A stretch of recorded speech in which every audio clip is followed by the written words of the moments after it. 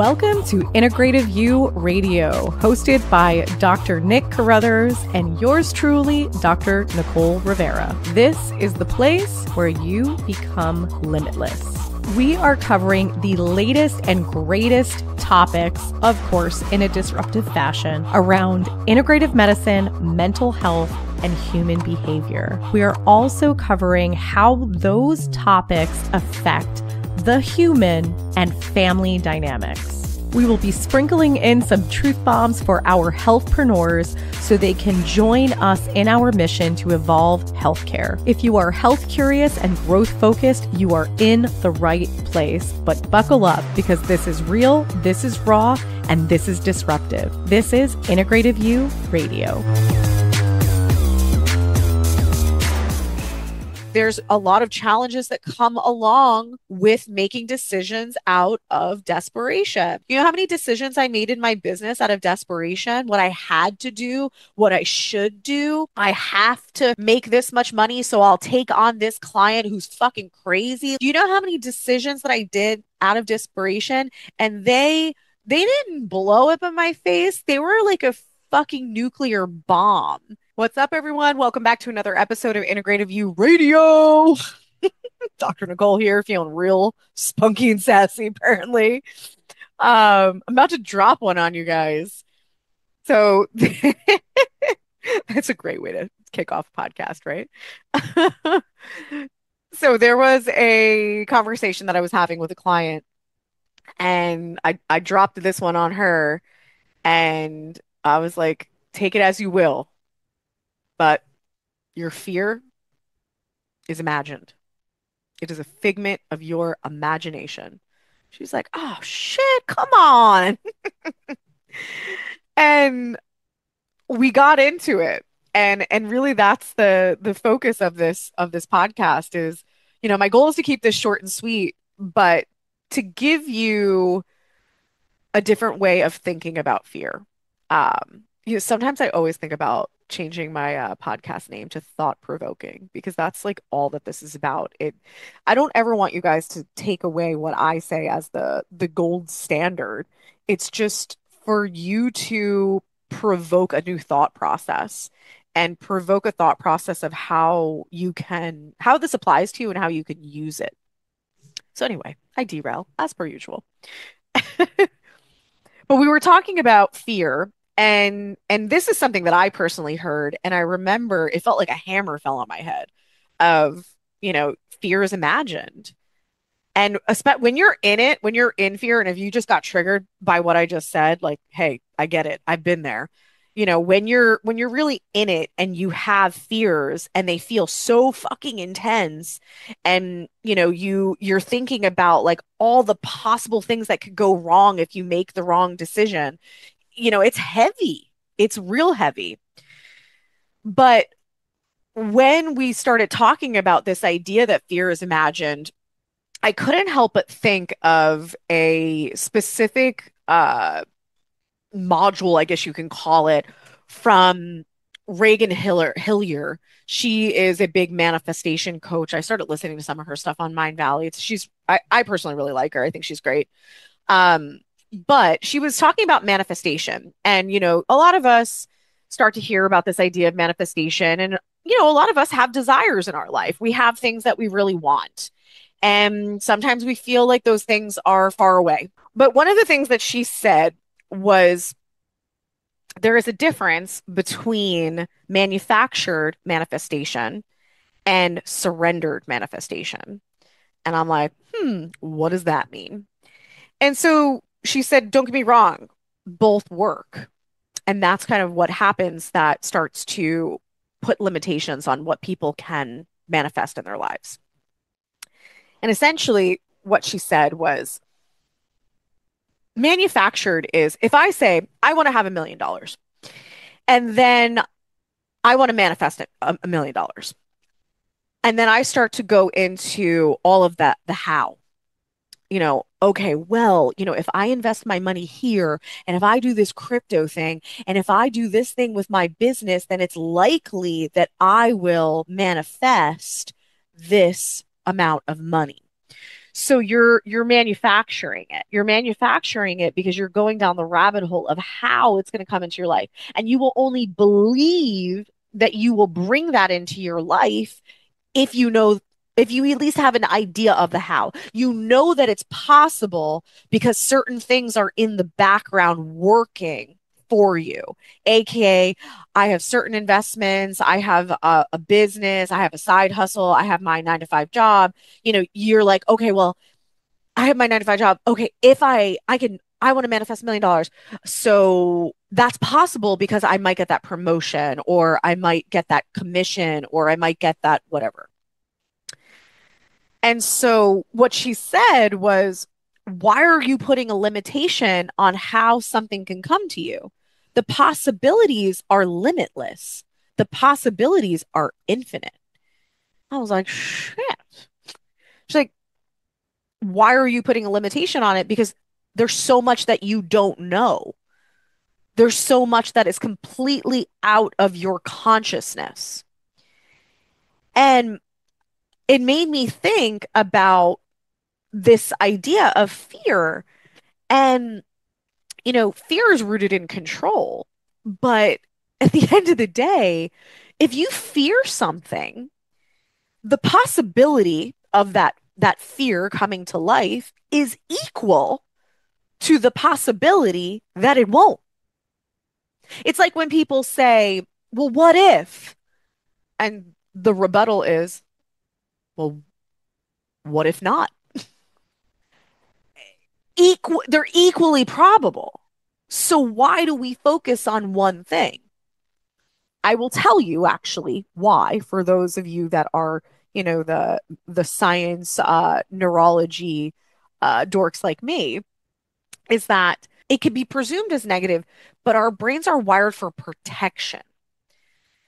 Because as much as we all want to think that we have genetically evolved, yeah, we have to a capacity. But at the end of the day, the way that our bodies, our brains, our nervous systems are wired goes back to ancestral times, goes back to, cavemen. It goes back to the primitive era. That's why there are parts of your brain that are called primal parts of your brain. And so we can call it, acting primal is when you protect yourself in a situation. You either run or you fight because you're going back to those primal type of behaviors. But the thing is that those are there as protection.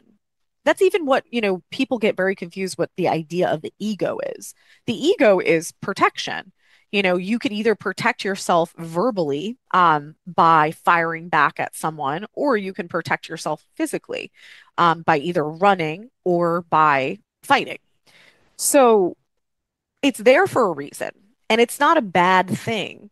But we have to understand that fears come up as a protective mechanism. They're not a truth by any means, because as mentioned, the possibility of the fear coming to life is equally likely as it not. And so we have to be very, very conscious of where we put our energy. You're going to spend the energy no matter what. So you can either spend the energy on focusing on the fear, it's more likely to create it, or you can spend the same amount of energy focusing on the the opposite, focusing on the the opportunity. Because every fear is a challenge and every challenge is attached to an opportunity. We don't always see it that way. And that's really, when you've listened to other things that Dr. Nick and I have done, we always talk about this idea of perception, because fear is a perception. It's a perception that there's more drawbacks than out or than benefits. But if you shift your perception that there is more benefits than drawbacks, it's the same situation. It's just the way that you look at it. It's the way you perceive it. You go and you lose your job. You can perceive that as horrible. This was really negative. This was really bad. This is a huge fucking challenge in my life. All these bad things are going to happen. But what about the opportunity? Like, what about the opportunity that's completely off of your radar? Things don't happen for no reason. And especially things like rejection of a job, rejection of a person. It's a redirection. The universe, God, whatever you want to call it, knows way better than you. Sometimes you need to pause, stop focusing on bullshit that doesn't matter, and be open to the opportunity that is outside of your consciousness because there are infinite possibilities. You just lost your job. Okay. What if there's a new job coming your way? What if it's because you're about to get really fucking sick and you need to pause, take your unemployment and just take a pause and heal yourself?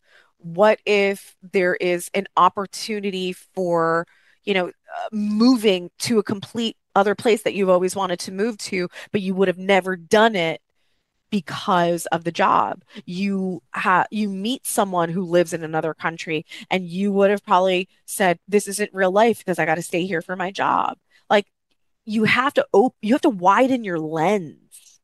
You have to open up your eyes and take the minute to really see everything, to see it for what it is, and stop letting your negative emotions and your fears overtake your perception and overtake your consciousness and overtake your logic and overtake your intuition. If we all could take a pause in these moments that feel hard, feel intense, they feel like a big challenge or obstacle that was thrown at us. And if we were able to open the lens, widen the lens, as I say, and to look at all aspects of it, just like as a blank slate, a non-emotional person, a blank slate, and say, okay, this happened. Maybe these are some reasons why it happened. These are some of the things that are going to be challenging now that this happened. Here are some of the things that could be good. Here are some of the opportunities that are in my consciousness, but also give myself permission to receive information over the next day, 2 days, week, month of what are the other opportunities? What is the redirection here? I always find it interesting when people let their fears hijack their lives. They hijack them for an hour, they hijack them for a year. Like they hijack them for years. And as I said before, you're spending energy no matter what.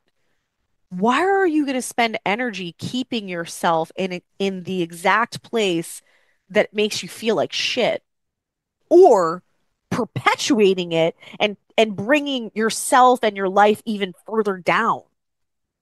Because we know that feeling when the snowball starts to go down the mountain.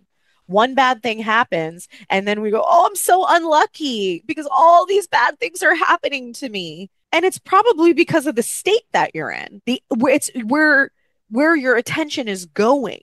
If your attention is going to the worst case scenario, then that's what you're going to get. That's what you're going to get. I was just in Florence, and this is going to, a silly example because obviously I understand that there are more significant challenges that arise in people's lives, loss of loved ones, things like that that are very, very intense.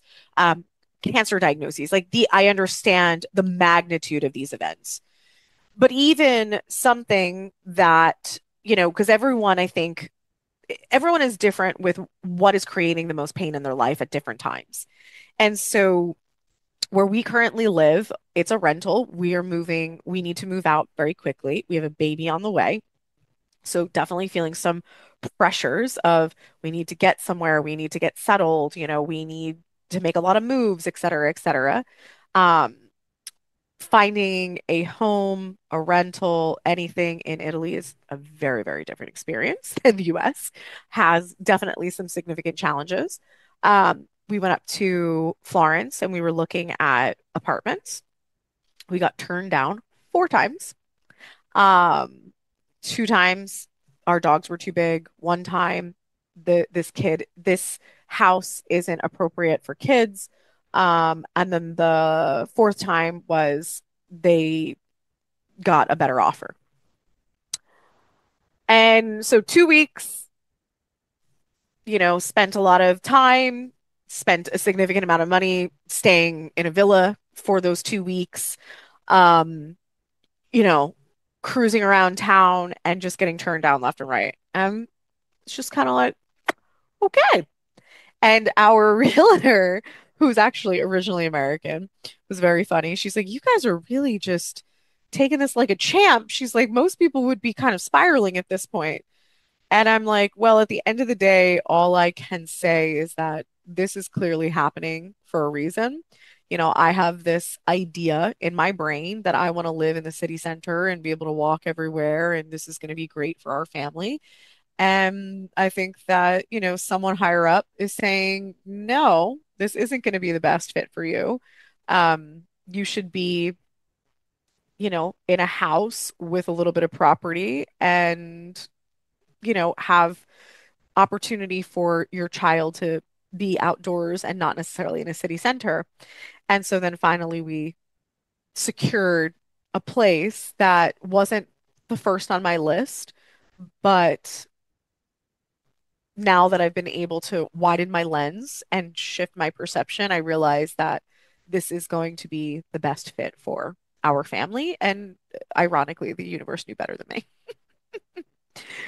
So, but the thing is if I went and I spiraled, oh my God, why nothing is working out? And what are we going to do? And maybe we should throw in the towel and just go back to the US. And da, da, da, da, da, da. I potentially would have had zero opportunities. I could have completely redirected everything because all of my energy was negative. All of my energy was, this is so bad. And, I'm a victim of all of these people not letting me live in these places. I could have had a very different outcome depending on where I put my energy and my focus. So if I put my focus on all of the negative, I probably would have had a different outcome. But because I just weathered the storm and I knew that something was coming, like something that was more aligned, that was off my radar was coming, then that is what allowed me to receive the opportunity for the house that we will be in. Keep that in mind. You could either block opportunities or you can receive opportunities. And that's not because you say it, it's because of your mental, emotional, and energetic state.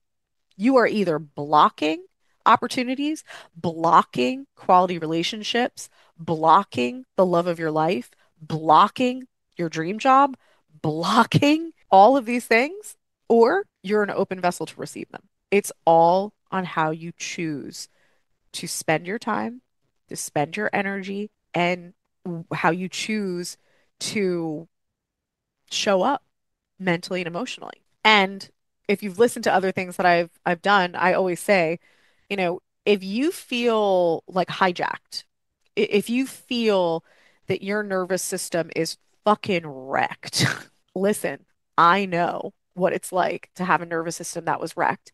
A decade of being under extreme, extreme stress and pressure, being an entrepreneur, being a doctor of thousands of patients, having a team of 25, everybody always needing me, needing something, bills to pay, things to do. It was a lot. My nervous system was fucking toasted. It took some repair to get out of that state, to get to a place that my body knew how to run without stress hormones. My body ran on stress hormones. Like, and this was going on so much before becoming an entrepreneur because I worked in the restaurant industry. I used to run around with my head cut off for hours on end in, being a waitress, and you don't eat because you don't have time. And then you calm your nervous system down by having a cocktail at the end of the night. Like that was my all through high school, all through college, that was my profession. And then I went to school, and chiropractic school was, for me, it was very intense. Very intense with the schedule and the curriculum. And I was on the what did they call it? The accelerated program. Uh, so everything was condensed into 3 years. So it was a very intense program. And then I never took even a minute off. I went right into entrepreneurship. And so my system just operated. in a state of stress. I actually, I knew that's how I operated best, honestly. And when I had my son and I took a step back, I remember feeling like that, like you guys can't see me for those of you not on YouTube, but like a shaking. I, I almost felt like it, like if you were shaking, like shivering, I felt like that on the inside. Like my nervous system was doing that on the inside. I wasn't doing it on the outside. I wasn't shaking or tremoring.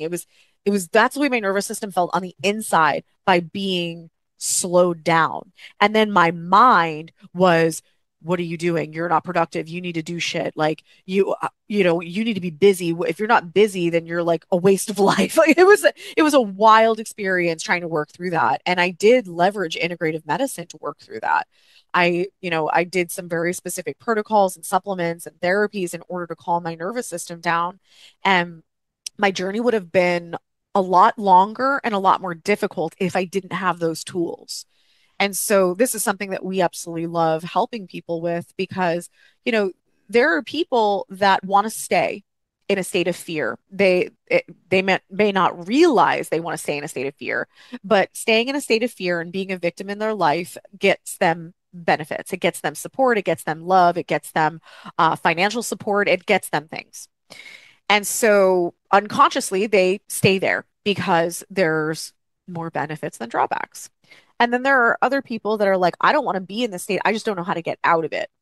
And that is really amazing because sometimes it's about balancing the nervous system, balancing the biochemistry, and then working on how to shift how you think and how to shift your energy.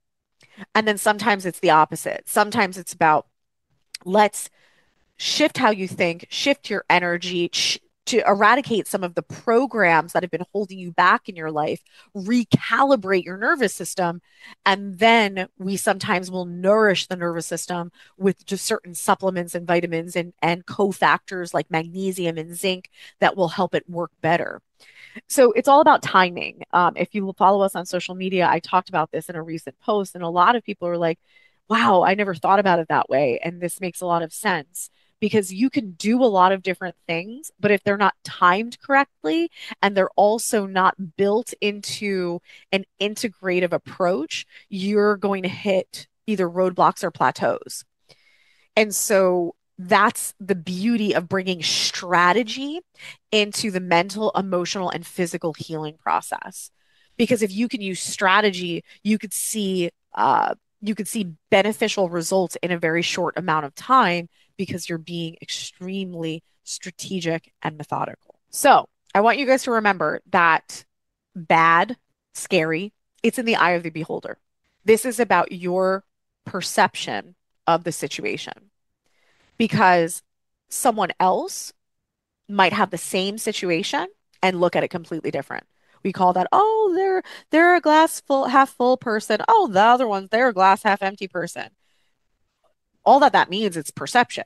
One person is looking at life from one lens, the other person is looking at life from another lens.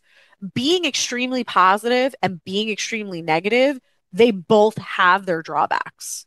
So if you're a positive affirmation person and everything is great and even the worst things that ever happen are actually blessings in disguise. PS, you like it's been proven you can actually change your brain chemistry and your brain activation. You can see it on scans that you develop a level of psychosis when everything is so great and you're so positive. And at the end of the day, everything is not always great and positive. Like you're being fucking crazy. So just stop it. There are good things, there are bad things, but it's a matter of what do we let persevere? Are you going to let these fears and these negative emotions persevere? Are you just going to feel them, acknowledge them, and move on? They're never going to be gone. You're never going to not have any stress or any fears in your life. It's just dance with them. Embrace them. Say, I see you trying to protect me, trying to make sure that I'm sure about this decision. I get it. But I'm going to look at all aspects here to make the right decision for myself, to make an aligned decision for myself. So what I want to leave you with is that If you can get to a place where you have the ability and the tools to make decisions out of inspiration and not desperation, you're going to have so much more fulfillment, success, abundance, and love in your life. And when I say this, what I mean is making a decision out of desperation means that you're making a decision out of a scarcity mindset. You're making a decision out of fear.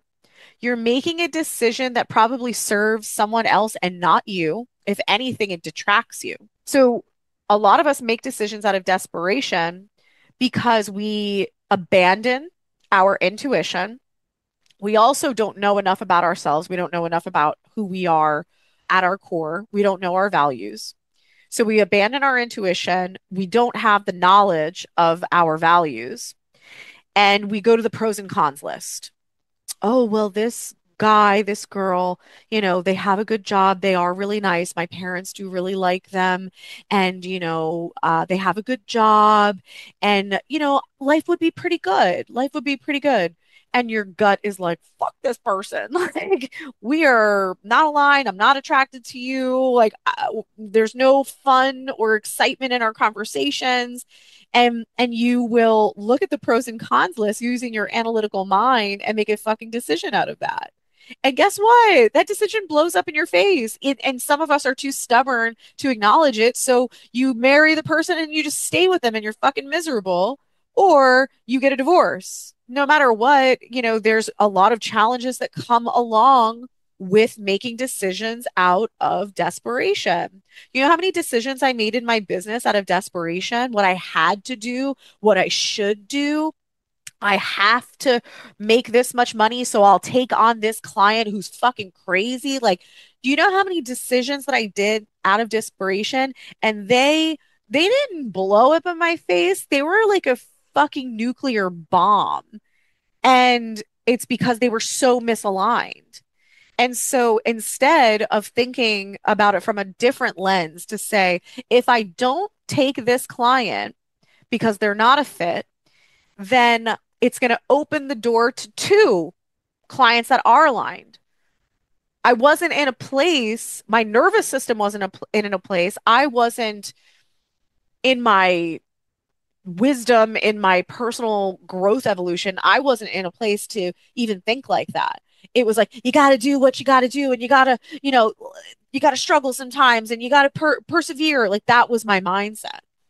And after 10 years longer of feeling like things were just so hard and watching so many things spiral or watching so many things blow up, you're just like, all right, universe, I guess I got to listen because this ain't fun and I can't take it anymore. Like, I'm about to lose it. And what's even more interesting is that when you make a decision out of alignment, it could be really, really scary. So that fear creeps up, but you know that the outcomes are worth it. Like, I moved to Italy. You can look at that from the outside and say, wow, that's amazing. That probably was such a great decision or an easy decision of like, I'm going to go live in Italy and, eat the best food and see the most amazing sights. Yeah, but I left family behind. I changed my business model. I took my kid away from his grandparents. I didn't know where I was going to live. I didn't know the language. Like, there was a lot of scary aspects of it. But because I know my values, because I know my family's values, and because I was able to sit back and widen my lens and widen my perception, I knew that it was an aligned decision. And even though there was going to be some challenges that come along with it, it was going to be worth it in the end. And that has definitely rung true. So do not fear the worst. Be prepared for anything. Be prepared that that might come to fruition, but be prepared that the complete opposite can come to fruition. Because again, the possibilities are the same. The possibility for your fear to come true, the possibility for your fear not to come true. And the probability of your fear coming true actually lies in where you put your time and energy. But if you can just remember aspects of this, of This fear is imagined. This fear is created by some program, some limiting belief, but it's also here to protect me. I'm going to acknowledge and appreciate it being here to help me, but I'm not going to let it overtake me. And I'm going to use this as an opportunity to see the other side, to see how it's potentially redirecting me. How is it potentially trying to give me feedback that I'm doing something or saying something that is out of alignment with what is important to me? How can you use your fear? Because again, it's just a feedback mechanism. It's not fucking real. Let's just be black. It's not fucking real. It's just a feedback mechanism to tell you you're out of alignment, and it's also potentially a redirection to push you in the direction of something that is more aligned. We thank you so much for being an avid listener of Integrative You Radio, formerly known as Integrative Wellness Radio. We appreciate all of your support. We love your comments. Please visit us on social media as well as our website to see all of the fun things happening behind the scenes and the new amazing content and courses that is being rolled out on a monthly basis. We hope to see you there.